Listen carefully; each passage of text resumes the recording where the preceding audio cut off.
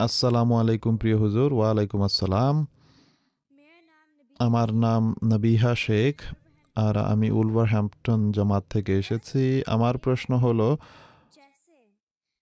যেভাবে আমাদের প্রিয় আহমদীদেরকে আফ্রিকায় শহীদ করা হয়েছে, আমরা আমাদের প্রিয় জামাতকে এবং আমাদের মসজিদ সমূহকে দোয়ার পাশাপাশি এসব মন্দ লোকদের কাছ থেকে কিভাবে সুরক্ষিত রাখতে পারি, এর জন্য বাহ্যিক যে সকল পদক্ষেপ রয়েছে সেগুলো নিতে হবে, ডিউটি দিতে হবে, নিরাপত্তার পদক্ষেপ গ্রহণ করতে হবে, আর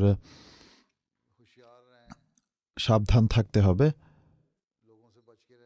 মানুষ বা মন্দ মানুষদের থেকে বেঁচে চলতে হবে। আমাদের কাছে যদি সেখানে ব্যবস্থা থাকতো বা ডিউটি থাকতো, কেননা সেখানে তো কেউ কল্পনাও করেনি যে এভাবে মানুষ আসবে। আর যদি এই ধারণা হয়েও থাকে, তো তারা দরিদ্র লোক, তারা পুরোপুরি বুঝতে পারেনি যে আমাদের সাথেও এরূপ করা হতে পারে, যেভাবে বড় বড় শহরে হয়ে থাকে। তো বড় শহরে মসজিদে তো ডিউটি দেয়া হয়, নিরাপত্তার ব্যবস্থা নেওয়া হয়। এখন আমাদেরকে সিকিউরিটির ব্যবস্থাও করতে হবে, আর চৌকস থাকতে হবে, নিগরানি করতে হবে, সাবধান থাকতে হবে কিছুটা।